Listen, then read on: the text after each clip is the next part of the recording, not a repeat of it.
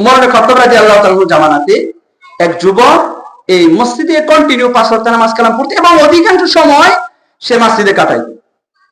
আমাদের সময় যে যারা যুবক আছে তারা তো মনে করেন যে ব্যস্ত যুবক, পরকালের আখিরাতের ইবাদত বন্দেগীর দিন ধর্মের বালাই তাদের ভিতরে নেই, শুধু ব্যস্ত আর ব্যস্ত। মোবাইল, ফেসবুক, ইউটিউব, আর টিকটকের ভাইরাস, টিকটকের মনে করেন যে ভাইরাস সবাই খাইছে।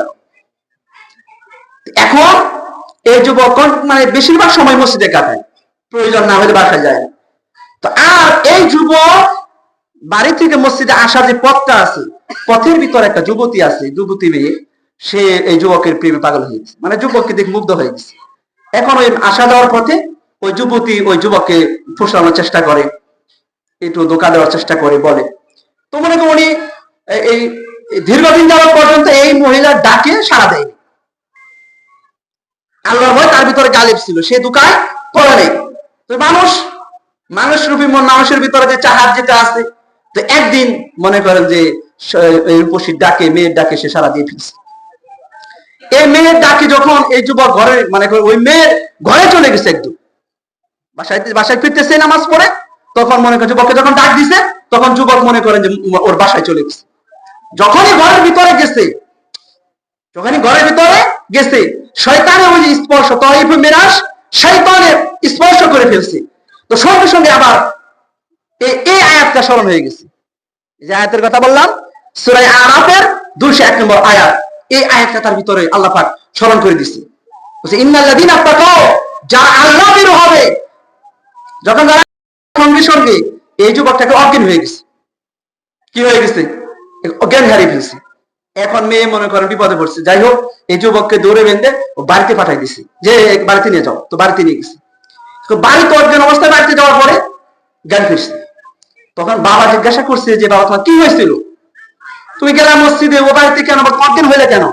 তখন এই যুবক বলছে আব্বা এই ঘটনা, আমি তো যখন বাড়ির ভিতরে চলে গেছি, তখন আমার অন্তরের ভিতরে আল্লাহ যে হেদায়েতটা দেন, আল্লাহ যে নূরের বাতি, হেদায়েতের বাতি জ্বালান, তো আল্লাহ আমার এই আয়াতটা মনের ভিতরে জাগিয়ে দিচ্ছে যে আল্লাহকে যারা ভয় করে, শয়তান স্পর্শ করলে তারা সঙ্গে সঙ্গে আল্লাহকে স্মরণ করে, তখন আল্লাহ তোর অন্তর চোখ খুলে দেয়।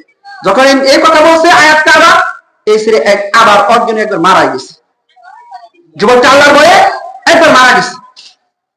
তো যে রাত্রিবেলাতে তার কাফন দাফন শেষ হয়ে গেছে।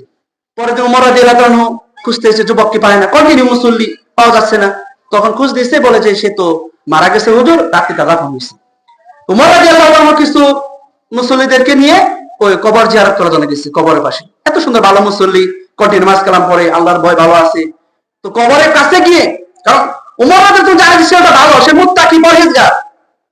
আর মুত্তাকি পরহেজগার যারা অন্তরে আল্লাহর ভয় লালন করে, তাদের সম্পর্কে আল্লাহ বলছেন ওয়ালিমান খাফা মাকাম রাব্বিহি জান্নাতান, যারা আল্লাহকে ভয় করবে, আল্লাহর ভয় অন্তরে লালন করবে, অন্তরের ভিতরে আল্লাহর ভয় তাকওয়া লালন করবে, আমি আল্লাহ তাদেরকে 2টা জান্নাত দিই। তো উমর রাদিয়াল্লাহু আনহু তো জানতো যে এই লোকটা তো আল্লাহ বলা, আল্লাহকে ভয় করতো। তো উমর রাদিয়াল্লাহু আনহু কবর জিয়ারত পরে এই যুবককে সম্বোধন করে বলতেছে ওয়ালিমান খাফা মাকাম রাব্বিহি জান্নাতান, হে যুবক, তুমি তো দুনিয়াতে আল্লাহকে ভয় করতা, তুমি তোমার অন্তরে আল্লাহ ভীরুতা, তাকওয়া লালন করতা। আল্লাহ তো বলছে যে যারা তাকওয়া লালন করবে তাদেরকে আমি 2টা জান্নাত দিই। এটা বলতেছে মনে মনে বা প্রকাশে সান্ত্বনামূলক। ওই কবর থেকে তখন যুবকের আওয়াজ আসতেছে, আল্লাহর রহমতে, আল্লাহর কুদরতের হুকুমে কবর থেকে যুবক বলতেছে, ইয়া আমিরুল মুমিনিন, আপনি তো শুধু জানছেন বা দেখছেন যে আল্লাহ 2টা জান্নাত দিবে মুত্তাকিদেরকে, আমি আল্লাহর পক্ষ থেকে সেই 2টা জান্নাত পেয়ে গেছি অলরেডি।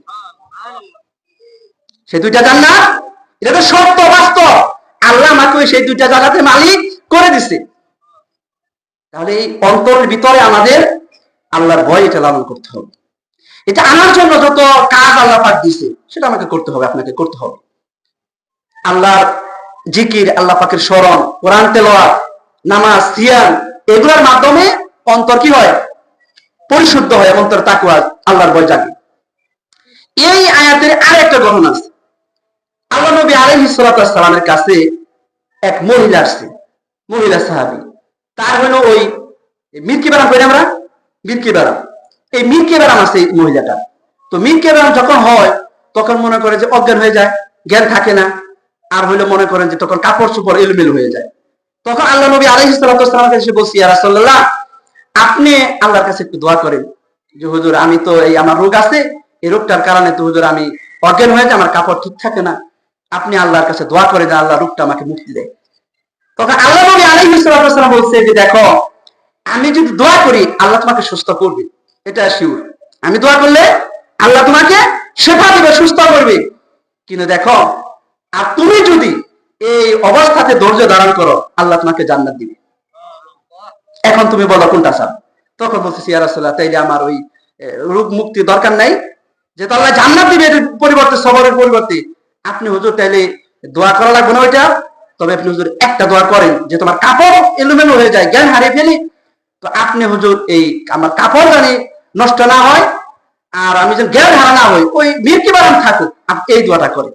তখন আল্লাহ নবী আলাইহিস সালাতু ওয়াস সালাম তাকে দোয়া করছে। এরপর আর সে ওই রোগ হয়েছে, কিন্তু কাপড় চোপড় এলোমেলো হয়নি।